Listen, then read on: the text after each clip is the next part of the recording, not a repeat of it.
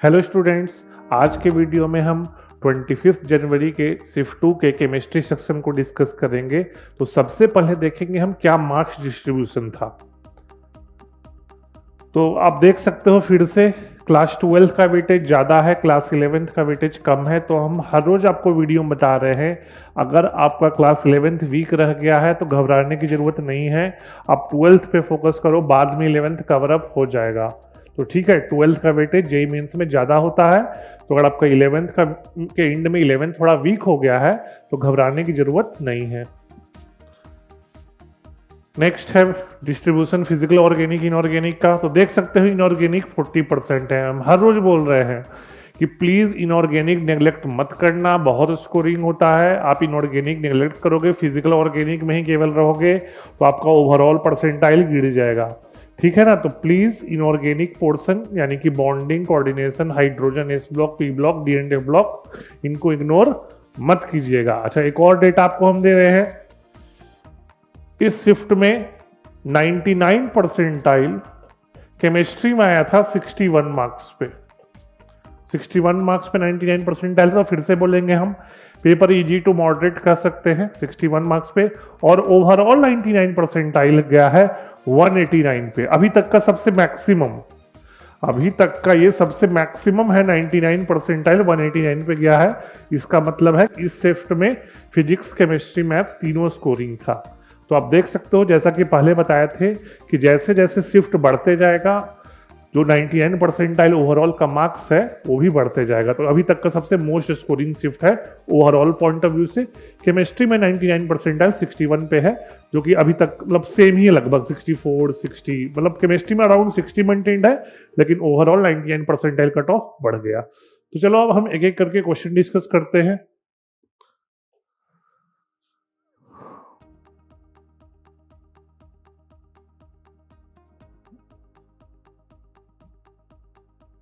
पहला क्वेश्चन है, यह है हाइड्रोजन चैप्टर, स्टार्टिंग ही इनऑर्गेनिक से हुआ है। तो कोबाल्ट कैटलिस्ट, कोबाल्ट कैटलिस्ट हम यूज करते हैं मिथानॉल प्रोडक्शन में। एनसीईआरटी में मेंशन्ड है, हाइड्रोजन चैप्टर में भी और क्लास 12th के अल्कोहल चैप्टर में प्रिपरेशन में दिया हुआ है मिथानॉल का इंडस्ट्रियल प्रिपरेशन। ठीक है ना। तो कोबाल्ट होगा मिथानॉल में। फिर देख चलो डी देख लेते हैं, brine solution. Brine solution aqueous NaCl होता है, तो हाइड्रोजन Cl2 है, यानी कि ये डी हो गया।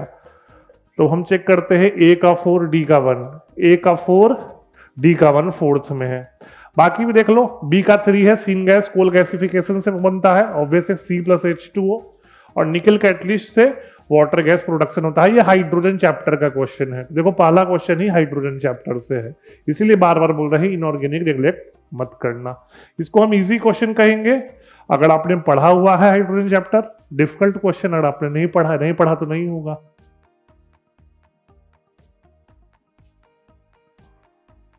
चलिए नेक्स्ट क्वेश्चन देखते हैं। नेक्स्ट क्वेश्चन है आपका फ्लोथ फ्लोटेशन है कि दूसरा क्वेश्चन भी इनऑर्गेनिक से है, ये मेटलर्जी चैप्टर से है। सेकंड भी इनऑर्गेनिक्स। क्या है in froth flotation method, rotating paddle agitates the mixture to dry where. नहीं, ये गलत है, ड्राई वेयर नहीं होता है। ये इसका रोल होता है फ्लोथ बनाने में। जो रोटेटिंग पैडल है वो फ्लोथ बनाने के लिए, फ्लोथ फॉर्मेशन में मदद करता है, एयर को ड्राइव करने के लिए नहीं होता। तो स्टेटमेंट 1 तो गलत है। स्टेटमेंट 2 देखें, iron pyrites are generally avoided for extraction of iron due to environmental reason. बिल्कुल सही है। आयरन पायराइड के रोस्टिंग से SO2 गैस मिलता है, और आपको पता है SO2 gas highly polluting gas है, इसीलिए आयरन का एक्सट्रैक्शन हम हेमेटाइट से करते हैं। आयरन पायराइड से नहीं करते हैं, हेमेटाइट से करते हैं। तो statement 1 incorrect, statement 2 correct. Statement 1 incorrect, statement 2 ये हो गया सेकंड वाला। 2 सही है, 1 गलत है। ठीक, इजी क्वेश्चन था ये भी, अगर पढ़े होगे तो। तीसरा है पीरियोडिक से, ये भी इनऑर्गेनिक। देख लो तार 3 क्वेश्चन इनऑर्गेनिक का है। तीसरा है पीरियोडिक का, which of the following represents the correct order of metallic character. तो पढ़े हो पीरियोडिक टेबल में लेफ्ट टू राइट जाते हैं तो मेटेलिक करेक्टर घटता है, ग्रुप में ऊपर से नीचे जाते हैं तो मेटेलिक करेक्टर बढ़ता है, ये तो आपको पता है। तो पोटेशियम मोस्ट मेटेलिक होगा, तो फर्स्ट सेकंड में ही डिसाइड होगा। पोटेशियम का मैग्नीशियम दोनों में है। बेरिलियम सिलिकॉन आपको पता है, beryllium belongs to group 2, silicon belongs to group 14, तो ग्रुप 2 का मेटेलिक कैरेक्टर ज्यादा होता है, तो फर्स्ट हो जाएगा। ये बहुत इजी क्वेश्चन था, इसको तो बहुत इजी, ये तो सबको आना चाहिए, इतना तो अगर आपको नहीं पता है तो फिर आपको केमिस्ट्री आता ही नहीं है, ये तो 10th का भी बच्चा कर देगा। ठीक है ना, तो सबसे इजी क्वेश्चन हम कहेंगे इस पेपर का, ये 10th का बच्चा भी कर सकता है, क्योंकि 10th में पढ़ना है कि लेफ्ट टू राइट मेटेलिक घटेगा, ग्रुप में ऊपर से नीचे मेटेलिक बढ़ेगा। नेक्स्ट क्वेश्चन असर्शन रीजनिंग है, फिर एस ब्लॉक का है। देखो लगातार 4 क्वेश्चन इनऑर्गेनिक का है ना, तो जो बच्चे इनऑर्गेनिक नहीं पढ़ते उनको तो बहुत झटका लगा होगा इस पेपर में। The alkali metals and this salt impact characteristic colour to reducing flame, गलत है भाई। आपको पता है फ्लेम टेस्ट में मेटल एक्साइट होता है ना, मेटल है ना, मेटल जो इलेक्ट्रॉन है वो एक्साइट होते हैं, तो एक्साइट के लिए ऑक्सीडाइजिंग फ्लेम चाहिए। हायर एनर्जी स्टेट में जाएंगे तो हायर एनर्जी स्टेट के लिए ऑक्सीडाइजिंग फ्लेम चाहिए, तो ये तो गलत हो गया, असर्शन ये गलत है। Reason alkali metals can be detected using flame test, ये तो पढ़े हो, फ्लेम टेस्ट से हर एक एल्कली मेटल का कैरेक्टरिस्टिक फ्लेम टेस्ट का कलर होता है जिससे उसको आइडेंटिफाई करते हैं।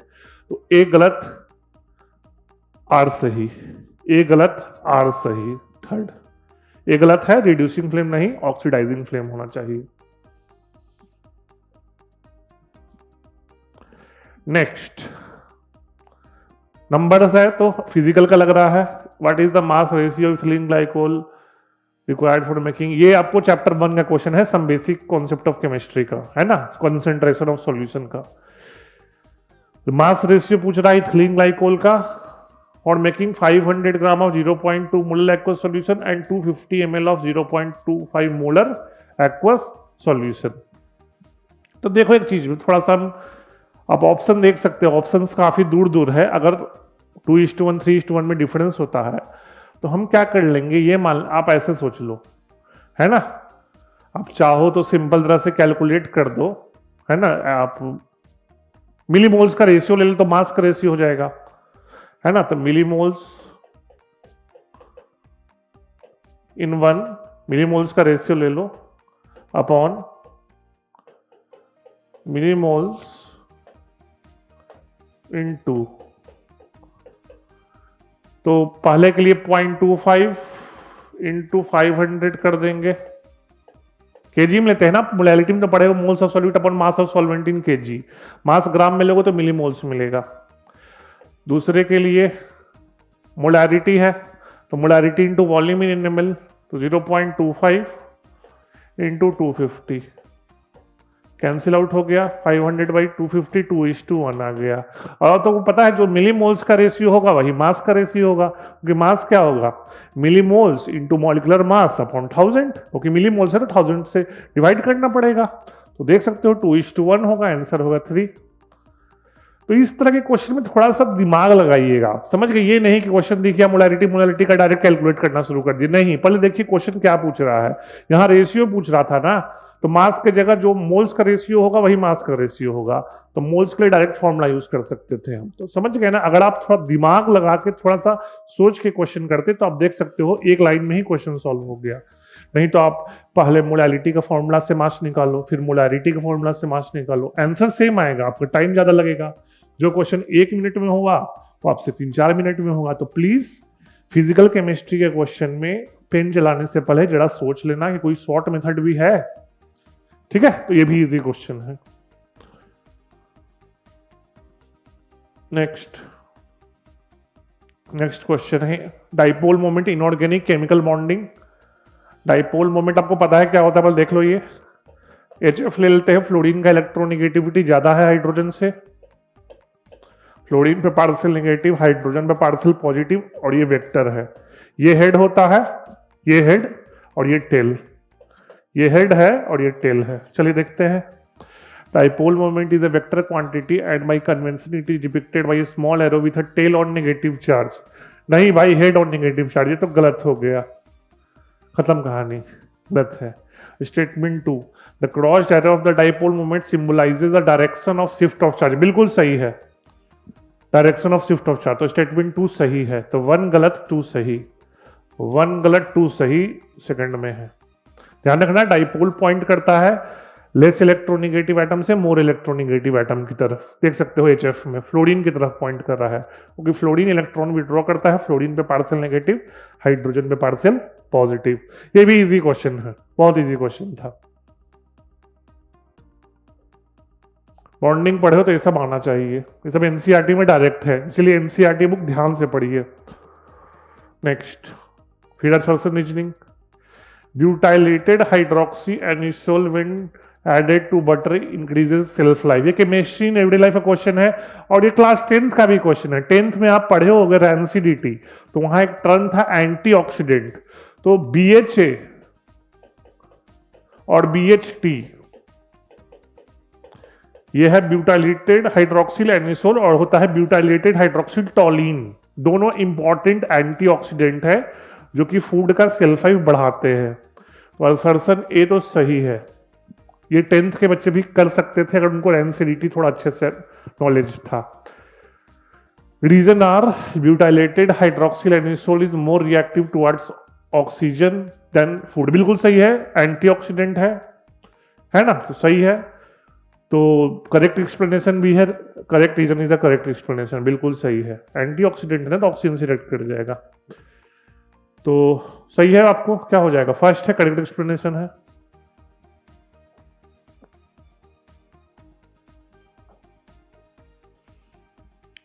Next, ammonium salts produce haze in atmosphere. हाँ बिल्कुल है, ये इन्वायरमेंटल केमिस्ट्री में साफ साफ दिया है। हेजीनेस होता है, थोड़ा सा ऑब्स्ट्रक्ट करता है, आपको विजिबिलिटी कम हो जाती है, सही है। Ozone gets produced when atmosphere oxygen reacts, ये गलत है, क्लोरीन रेडिकल नहीं होगा भाई। ओजोन बनता है जब ऑक्सीजन नेसेंट ऑक्सीजन से रिएक्ट करता है, इससे नहीं, है गलत है। Polychlorinated biphenyl act as cleansing solvent, बिल्कुल सही है, सही है ये। Blue baby syndrome occurs due to the presence of excess of sulphate, नहीं, नाइट्रेट होगा, ये गलत है।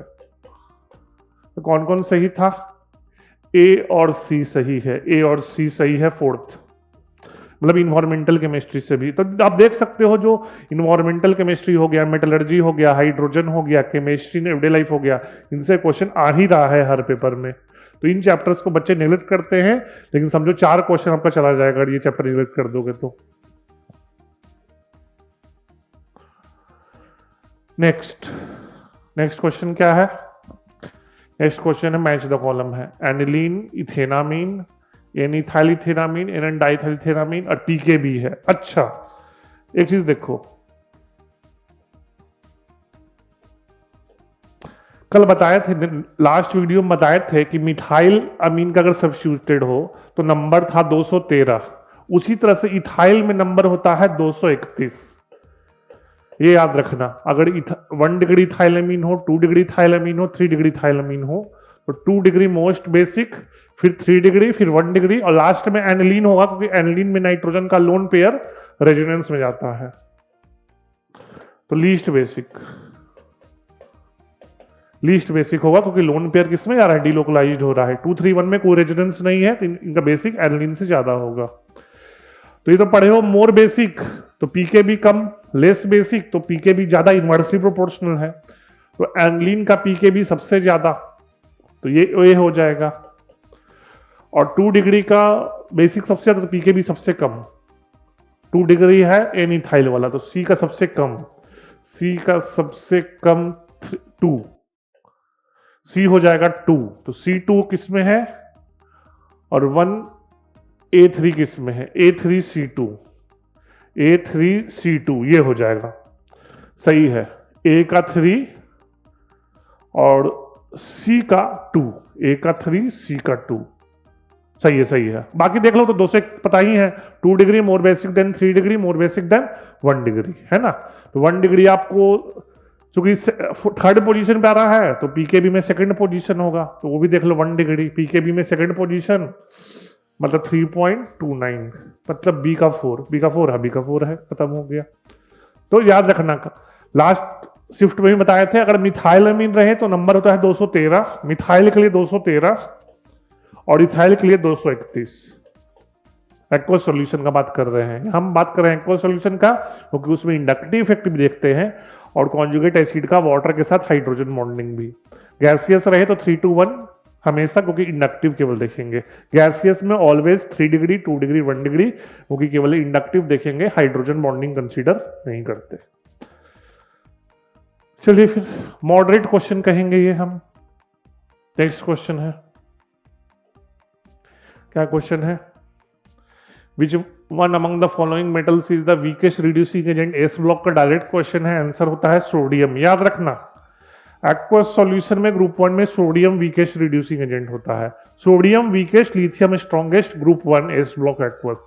डायरेक्ट एनसीईआरटी से था, इजी क्वेश्चन कहेंगे। आप एनसीईआरटी पढ़े हो एस ब्लॉक का तो आपको पता होगा। ई नॉट वैल्यू से है, ई नॉट इसका अप्रोक्सीमेटली शायद -2 पॉइंट समथिंग वोल्ट होता है ना? देख लेना, आप एनसीईआरटी में साफ साफ दिया हुआ है E naught value. E naught value से डिसाइड करते हैं इसको। तो लिथियम का सबसे ज्यादा नेगेटिव होता है ग्रुप 1 में, सोडियम का सबसे कम नेगेटिव होता है। ठीक है, इजी क्वेश्चन था ये। अब एनसीईआरटी पढ़े हो इस ब्लॉक का, तुरंत कर दोगे आंसर। लिथियम स्ट्रॉन्गेस्ट, ग्रुप 1 में सोडियम वीकेस्ट। एल्कली मेटल्स का बात कर रहे हैं हम यहाँ पर। नेक्स्ट है मैच द कॉलम है। चलो मैच द कॉलम क्या है देखते हैं। प्रोपेनामाइन एंड एन मिथाइल इथेनामीन, यह है 1 डिग्री अमीन, यह है 2 डिग्री अमीन। ये आपको स्ट्रक्चर पता होना चाहिए। 1 डिग्री अमीन और 2 डिग्री अमीन फंक्शनल आइसोमर्स होते हैं, याद रखना। तो A का 3 होगा। 1 degree amine 2 degree amine functional isomer होते हैं, इनका स्ट्रक्चर आपको पता होना चाहिए, है ना? हेक्सेन 2 ऑन हेक्सेन 3 ऑन, ये होता है मेटा, ये आपको मेटामर्स होता है। मेटामेरिज्म पढ़े हो कि कीटोन हो गया, ईथर हो गया, अल्काइल ग्रुप का लेंथ अलग अलग हो, अल्काइल ग्रुप का लेंथ अलग अलग हो, तो ये मेटामर्स हो जाएगा। तो B का 1। चलो देखते हैं A का 3 B का 1, A का 3 B का 1, A का 3 B का। चलो इस और देखते हैं। ऑर्थो नाइट्रोफेनॉल, पैरा नाइट्रोफेनॉल, तो पोजीशन है, एक बार ऑर्थो पे है एक बार पैरा पे है, तो पोजीशन तो D का 2, A का 3 B का 1 D का 2। अच्छा C भी देख लेते हैं। इथेनामाइड एंड हाइड्रोक्सी इथेनामाइड, ये आपको हो जाएगा टोटोमर्स, तो C का 4। अच्छा C का 4 किसी में है ही नहीं, वो 4th ऑप्शन होगा, दिख नहीं रहा है। ठीक है, 4th ऑप्शन होगा, हम ऐसे कर दिखा देते हैं आपको। 4th ऑप्शन है ना? 4th ऑप्शन है, तो 4th होगा इसका आंसर, ध्यान रखिएगा। तो दिख नहीं रहा था, 4th ऑप्शन है इसका। या आइसोमेरिज्म क्वेश्चन है, इजी क्वेश्चन है, अगर 2 भी ढंग से कर लेते तो एलिमिनेट कर देते। इजी क्वेश्चन था, एटलीस्ट फर्स्ट सेकंड तो बहुत इजी था। A B से ही कर देते, CD का जरूरत है भी नहीं। इजी क्वेश्चन है। और ऑर्थो नाइट्रो पैरानाइट्रो तो पता ही है आपको, ये पोजीशन होते हैं, एक बार ऑर्थो पे एक बार मेटा पैरा पे, तो पोजीशन चेंज हो गया, सिंपल है। चलिए नेक्स्ट, पहला क्वेश्चन हमको पॉलीमर्स का दिखा है। अभी तक 4 शिफ्ट का डिस्कशन कर चुके हैं, पहला क्वेश्चन है पॉलीमर्स का। तो देखते हैं। ग्लाइप्टल पहले भी पूछ चुका है जेई पेंट्स में और पेंट्स एंड लैकर्स में, तो A का 3 हो गया। एक्रिलिक बहुत बेसिक है, सिंथेटिक वूल यूज करते हैं, C का 2 हो गया। चलो एक मिनट, A का 3 C का 2 कौन से ऑप्शन में है? A का 3 C का 2, खत्म हो गया। 2 भी आता है, हो जाएगा। A का 3 C का 2। बाकी भी चलो देख लेते हैं। नियोप्रीन गास्केट्स, ठीक है, बिल्कुल सही है, दिया है एनसीईआरटी बुक में।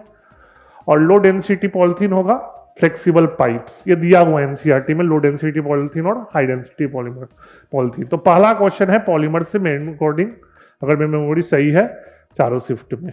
ठीक है, तो पॉलीमर्स भी एक दो एनसीईआरटी में 10 पेज का चैप्टर है, इंपॉर्टेंट है, उसको नेग्लेक्ट मत कीजिएगा। चलिए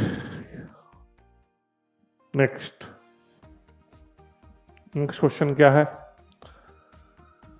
फिर से reasoning. Carbon forms 2 important oxide CO CO2, ये ग्रुप 14 हो गया, P ब्लॉक का क्वेश्चन है। कार्बन मोनोऑक्साइड, कार्बन डाइऑक्साइड, वैसे 10th में भी पढ़ना है, 10th के बच्चे भी बता देंगे। नॉन मेटल का ऑक्साइड सही है। CO इज न्यूट्रल, बिल्कुल सही है। CO 3 न्यूट्रल ऑक्साइड होते हैं, याद रखना, N2O, NO और CO। 3 ऑक्साइड न्यूट्रल होते हैं, ध्यान रखना, N2O, NO और CO, ये 3 ऑक्साइड्स न्यूट्रल होते हैं। चलो सही है।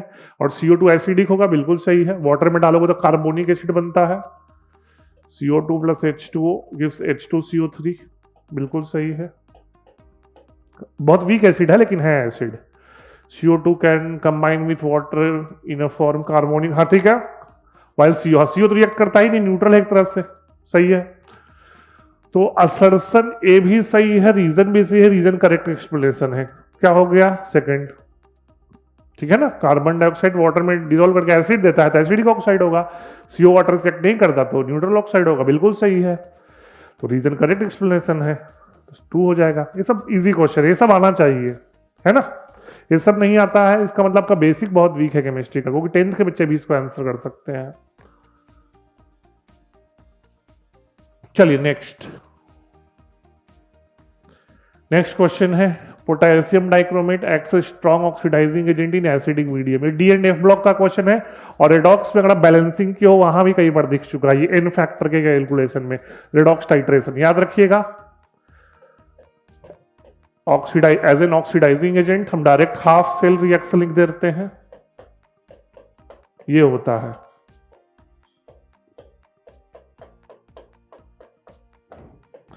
जिनको बैलेंसिंग में दिक्कत है याद रखना, डाइक्रोमेट में 7 ऑक्सीजन है तो वाटर 7 हो जाएगा, 14 हाइड्रोजन तो 14H प्लस, है ना। क्रोमियम 2 है, 2 क्रोमियम है, बाकी इलेक्ट्रॉन बैलेंस कर लेना, इलेक्ट्रॉन और H plus.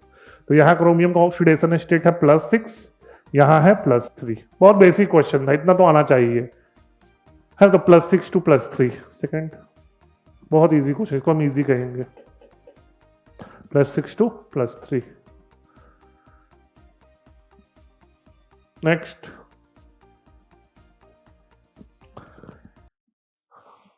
when the hydrogen ion concentration changes by a factor of, भाई 10th का बच्चा कर देगा जिसको pH का कॉन्सेप्ट है। तो देखो pH आप पढ़े हो, -log H+ होता है। तो हाइड्रोजन कंसंट्रेशन बढ़ा रहे हो तो ऑब्वियसली pH घटेगा। pH घटेगा कि गलत है? घटेगा, ये भी गलत है। 3 यूनिट्स, ऑब्वियसली 3 यूनिट्स है, log 10 का पावर 3 है ना, तो 3 यूनिट्स, इजी क्वेश्चन है ना। डिक्रीजेस क्योंकि pH H+ बढ़ाओगे तो pH घटेगा, और 1000 है इनके 10 का पावर 3 तो 3 यूनिट से घटेगा। इजी क्वेश्चन है ना, बहुत इजी क्वेश्चन है, 10th का बच्चा कर देगा, बहुत इजी क्वेश्चन था इन्हें का ये।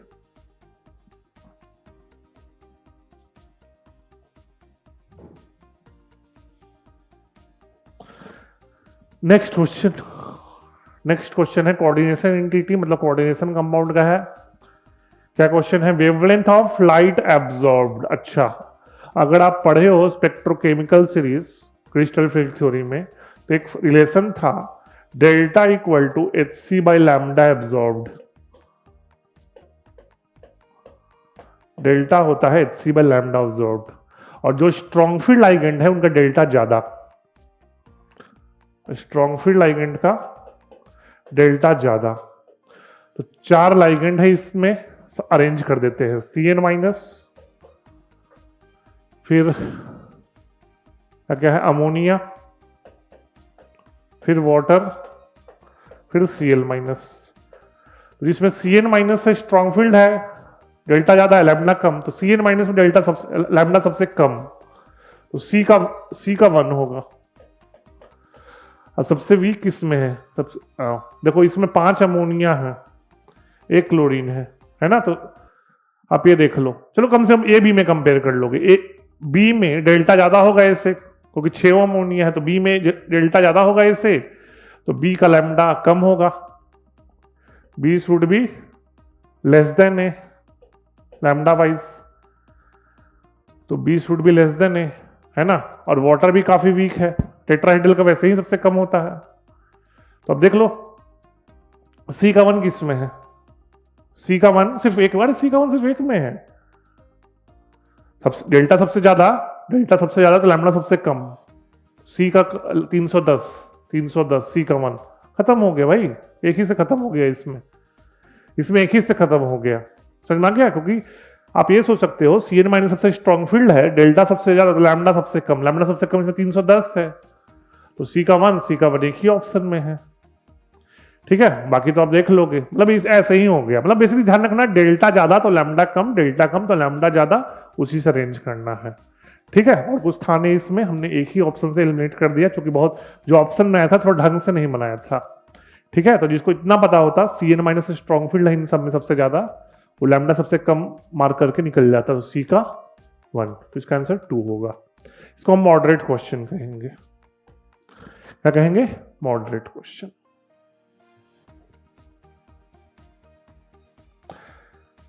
नेक्स्ट क्वेश्चन अल्कोहल से है, डिहाइड्रेशन, कंसंट्रेटेड H2SO4। तो आपको इतना तो पता है, मैकेनिज्म पता है अल्कोहल का डिहाइड्रेशन का, OH कंसंट्रेटेड H2SO4 के प्रेजेंस में कार्बोकटाइन बनाएगा। कार्बोकटाइन बना दो। अभी 2 डिग्री कार्बोकटाइन है तो मिथाइल शिफ्ट होगा यहां से,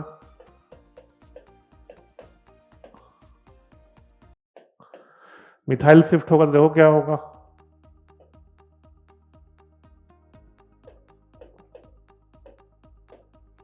अब बगल वाले से वोट H+ जैसे आया है, H+ चला भी जाएगा, अल्कीन बन गया। फर्स्ट ऑप्शन है ना, जैसे H+ आया है OH क्लोज जाने के लिए, वैसे है ना, H+ तो कैटलिस्ट होता है ना, तो वैसे ही H+ चला भी जाएगा।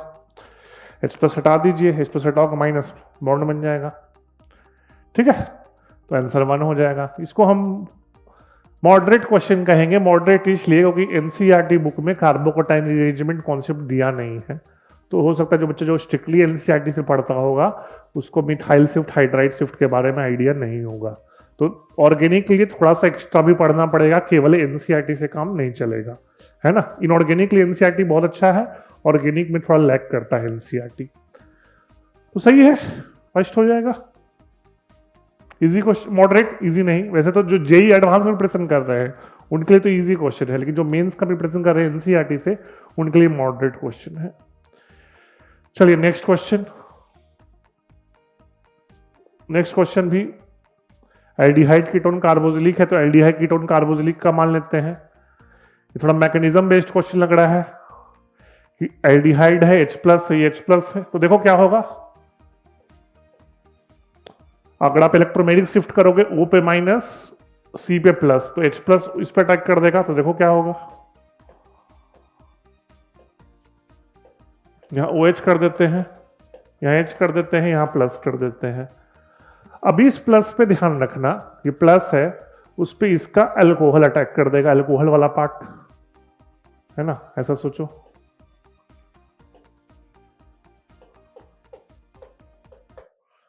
जो अल्कोहल वाला पार्ट है O का लोन पेयर इस पे अटैक कर देगा, है ना, तो इस पे अटैक करेगा तो ईथर बनेगा।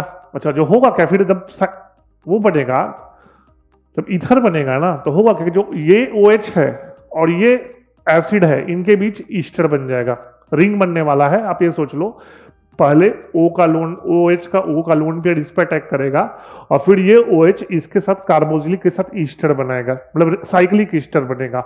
देखते हैं कौन से ऑप्शन में साइक्लिक ईस्टर है।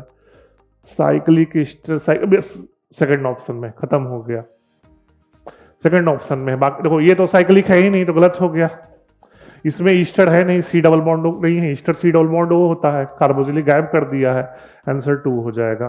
समझ में आया? तो होगा क्या, फिर से देख लो, OH में ऑक्सीजन का लोन पेयर इस पर अटैक करेगा और फिर जो कार्बोजिलिक है OH से अटैक करके साइक्लिक ईस्टर बना देगा, तो 2 हो जाएगा। मतलब बेसिकली जो ऑप्शन बनाया है ना, क्वेश्चन थोड़ा डिफिकल्ट लग रहा है, लेकिन जो ऑप्शन इस तरह का है ना कि बच्चा थोड़ा सोचेगा, कर लेगा, इसको हम मॉडरेट क्वेश्चन कहेंगे। डिफिकल्ट नहीं है क्योंकि ऑप्शन बहुत ईजी बनाया है। अगर ऑप्शन में भी 2 ऑप्शन में ईस्टर रहता तब तो आपको पूरा मैकेनिज्म लिखना पड़ता, तो वो कोई डिफिकल्ट है नहीं। O को इससे जोड़ दो और फिर OH को CO से जोड़ दो, 5 मेंबर रिंग बन जाएगा, है ना।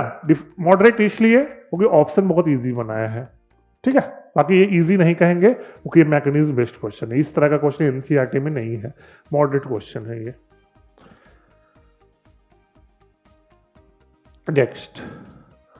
नेक्स्ट क्या है? नेक्स्ट क्वेश्चन है आपका डाइसोमेरिक ड्यूटेरेटेड ब्यूरोमाइड विथ मॉलिक्यूलर फॉर्मूला, ठीक है, हैविंग 2 काइडल कार्बन्स। ऑब्वियस है काइडल कार्बन उसको कहते हैं जिसके चारों ग्रुप डिफरेंट होते हैं। देखते हैं,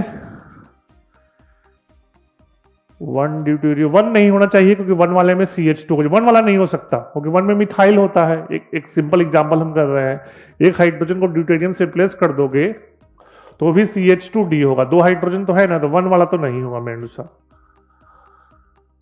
तो थर्ड देखते हैं, थर्ड ऑप्शन, थर्ड हमको लग रहा है, चल चेक करते हैं। C bromine, deuterium, hydrogen, hydrogen, ये मिथाइल हो गया, ये मिथाइल हो गया। हाँ ठीक है, 2 कार्डियल कार्बन है, सही है। 2 ब्रोमो 3 ड्यूटेरियम ब्यूटेन लग गया, सही है ना, क्योंकि देखो ड्यूटेरियम के चलते ड्यूटेरियम हाइड्रोजन ग्रुप अलग अलग होता है। सही है, आप बना के देख सकते हो, आपको इंडिविजुअली सब चेक करना था, है ना। हमको दिख रहा था कि थर्ड होगा, इसलिए थर्ड बना के देख लिए। थोड़ा सा क्वेश्चन प्रैक्टिस करोगे ना तो आपको आइडिया लग जाएगा कौन सा ऑप्शन हो सकता है, तो पहले उसी को चेक करना। अब चारों चेक करोगे तो भी हो जाएगा, ऐसा नहीं, लेकिन थोड़ा टाइम कंज्यूमिंग है ना। हमको दिख रहा था कि 3 ही होगा, ठीक है ना, तो आंसर 3 होगा। कार्डियल कार्बन आपको पता है, उसको कहते हैं जिसमें चारों ग्रुप अलग अलग हो। जैसे कि एग्जांपल देख लो, ब्रोमीन, हाइड्रोजन, मिथाइल और एक बड़ा सा ग्रुप, ड्यूटेरियम, हाइड्रोजन, मिथाइल, एक बड़ा सा ग्रुप, है ना। तो चारों ग्रुप अलग अलग है। चलिए नेक्स्ट देखते हैं। नेक्स्ट क्वेश्चन है, a chloride salt solution acidified by dilute HNO3 gives a curdy white precipitate AgNO3Cl minus। आपको पता है AgCl मिलता है, इसमें कुछ सोचना ही नहीं है। AgCl का व्हाइट प्रेसिपिटेट, AgCl का white precipitate on reaction with ammonium hydroxide. भाई ये तो पी ब्लॉक का क्वेश्चन है, पी ब्लॉक में दिया है साफ साफ AgNH3 होल ट्वाइस Cl। हम इसको मॉडरेट क्वेश्चन कहेंगे, मॉडरेट क्वेश्चन है, क्योंकि थोड़ा बच्चों को रिएक्शन कम याद रहते हैं पी ब्लॉक के, वैसे है डायरेक्ट एनसीईआरटी से, तो आंसर 3 हो जाएगा। ठीक है, ये सबको पता होना चाहिए। मेटल क्लोराइड के साथ सिल्वर नाइट्रेट, सिल्वर क्लोराइड का व्हाइट प्रेसिपिटेट देता है, जो कि अमोनियम हाइड्रोक्साइड के साथ ये कॉम्प्लेक्स देता है AgNH3 whole twice Cl। P block का क्वेश्चन है, डायरेक्ट क्वेश्चन है, मॉडरेट है, क्योंकि थोड़ा रिएक्शन बच्चों को कम याद रहता है।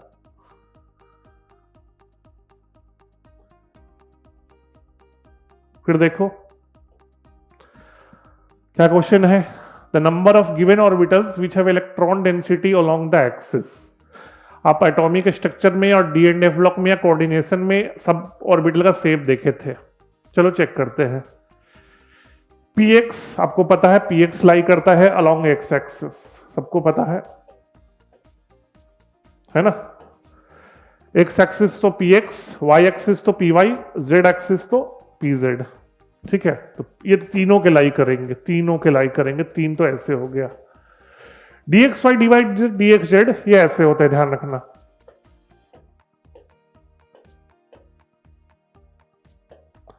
इनके लोब्स लाई करते हैं बिटवीन द कोऑर्डिनेट एक्सिस, है ना। अब पढ़े वो T2G ऑर्बिटल होते हैं, ये क्या होते थे, T2G ऑर्बिटल, कोऑर्डिनेशन में पढ़े थे, टाइप ऑक्टाहेड्रल कॉम्प्लेक्स का स्प्लिटिंग में EG2G। ये दोनों EG ऑर्बिटल होते हैं, है ना। dz स्क्वायर का जो लोब है अलोंग z एक्सिस लाई करता है, x square minus Y square का अलोंग x एक्सिस भी, अलोंग y एक्सिस भी। तो 3 और 2 5 हो जाएगा आंसर। उसको हम इजी क्वेश्चन कहेंगे भाई। अगर जो एनसीईआरटी पढ़ा है स्ट्रक्चर ऑफ एटम कोऑर्डिनेशन, उसके लिए बहुत इजी क्वेश्चन है, ये इजी क्वेश्चन है। ठीक है,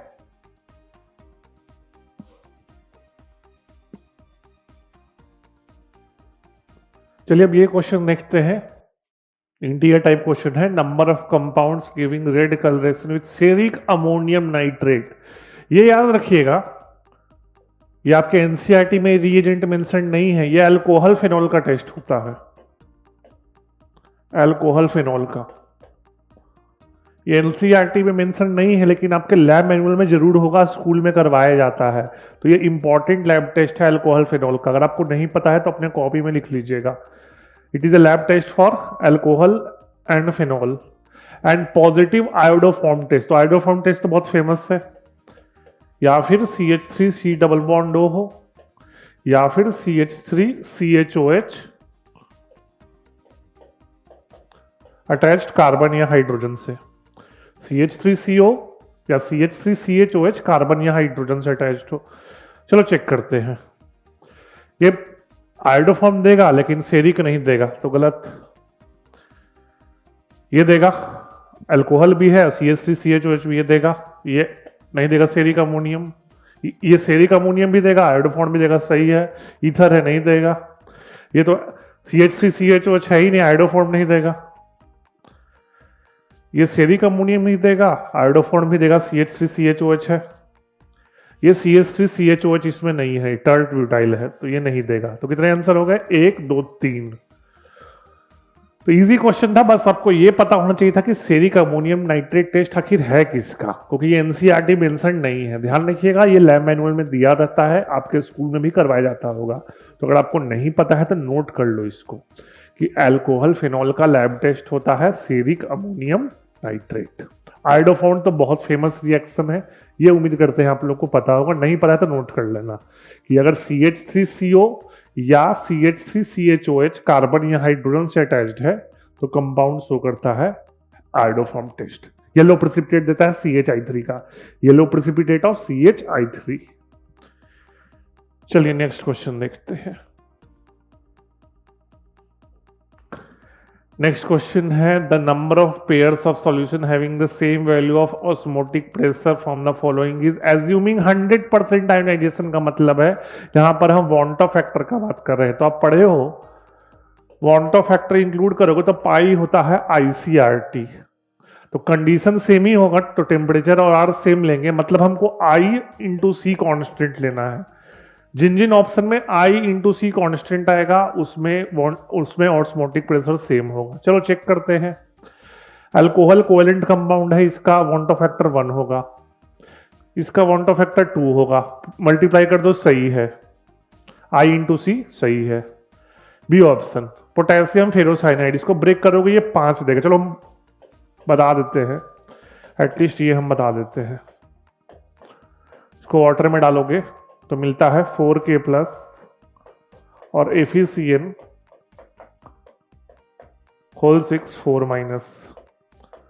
ठीक है ना, ये बता दिए आपको हम। तो 4 पोटेशियम के पार्टिकल, 1 फेरोसाइनाइड पार्टिकल, 5 होगा। तो इसका I 5 है, तो 5 इंटू 0.1। सोडियम क्लोराइड सबको पता है Na+Cl- ब्रेक करता है 2 होगा, 2, ये भी सही है। 0.1 इंटू 5 इक्वल टू 2 इंटू 0.25।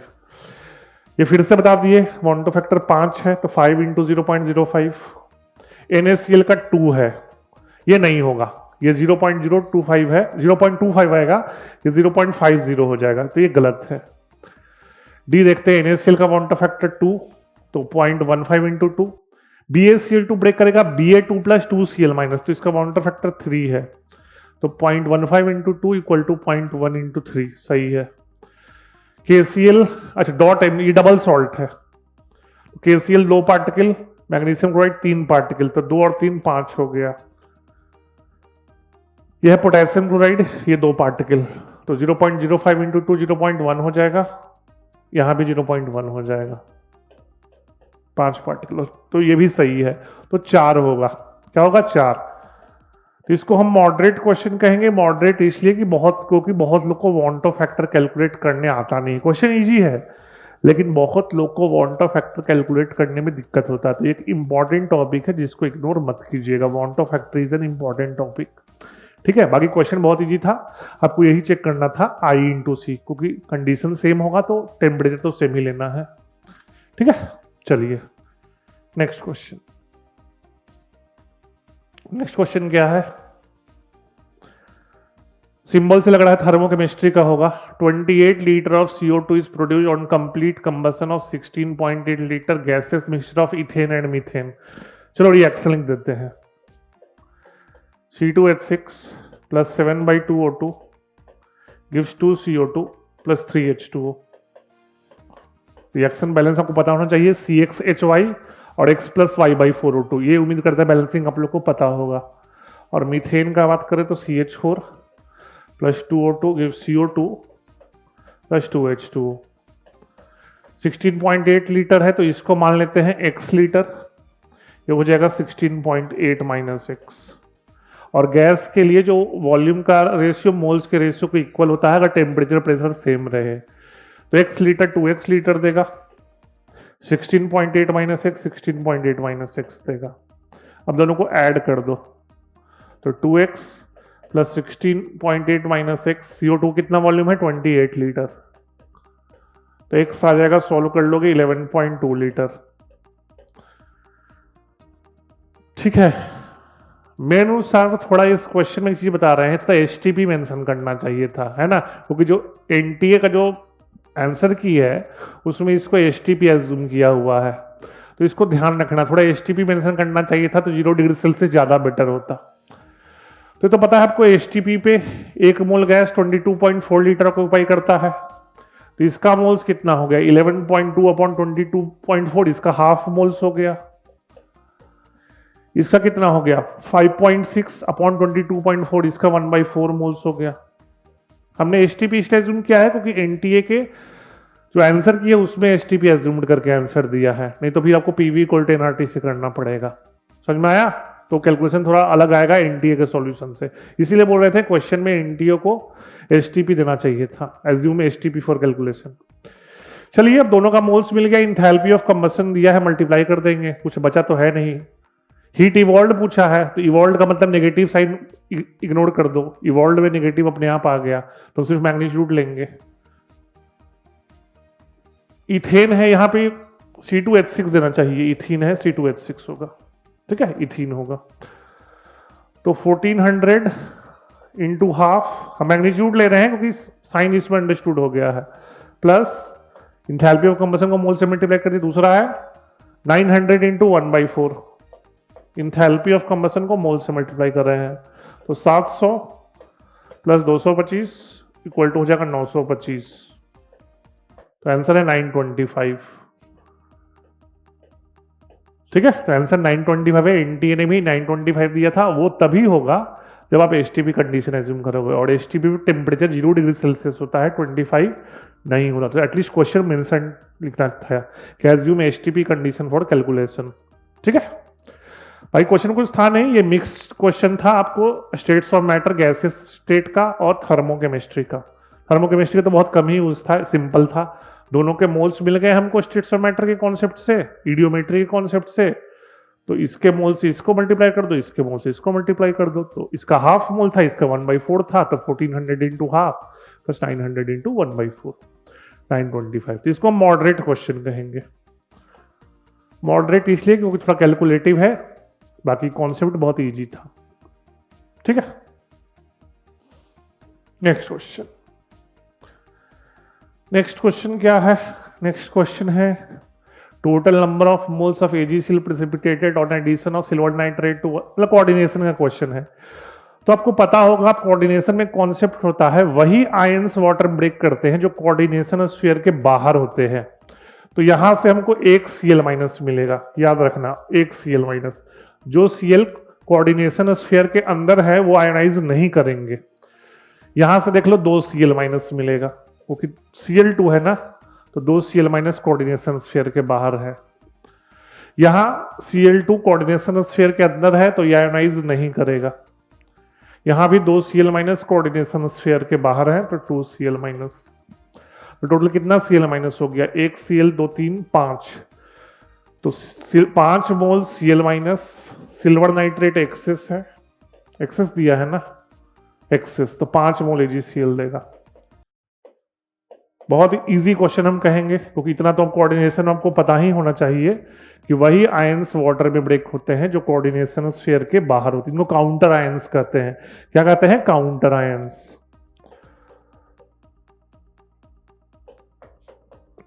तो वही काउंटर आयंस मिलते हैं हमको जो कोऑर्डिनेशन स्फीयर के बाहर हो।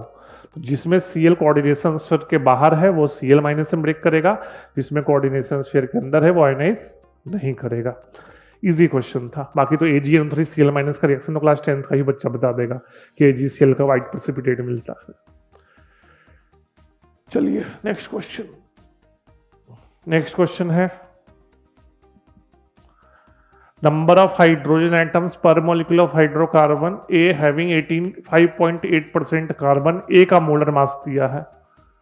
तो मास ऑफ हाइड्रोजन क्या हो जाएगा? बहुत इजी क्वेश्चन है। 84 का 100 में से 85.8 घटा दो, क्योंकि हाइड्रोकार्बन है, तो क्या हो जाएगा आपको? 14.2%। है, इसको सॉल्व कर लोगे तो अप्रोक्सीमेटली 12 आ जाएगा। सॉल्व कर लो, मास ऑफ हाइड्रोजन हो जाएगा 84 का 14.2%, सॉल्व करके देख लोगे और वो 12 होगा। एक हाइड्रोजन एटम का मास 1 होता है, तो 12 हाइड्रोजन होंगे। बहुत इजी क्वेश्चन था, मतलब ये 10th के बच्चे कर देंगे, इसमें हमको 11 12 का कॉन्सेप्ट दिखा नहीं। बोल तो देंगे हम चैप्टर 1 का क्वेश्चन है some basic concept of chemistry, लेकिन ये 10th का क्वेश्चन है, 11th का क्वेश्चन है ही नहीं, कोई कॉन्सेप्ट नहीं 11th का, तो बेसिक परसेंटेज है। ठीक है, फिर इजी क्वेश्चन। नेक्स्ट क्वेश्चन तो फिगर से ही पता चल रहा है कि इलेक्ट्रोकेमिस्ट्री का है। तो दिया है तो पहले तो हम इसमें सेल रिएक्शन लिख देंगे, पहले हम सेल रिएक्शन लिख देते हैं। एनोड पे ऑक्सीडेशन, कैथोड पे रिडक्शन।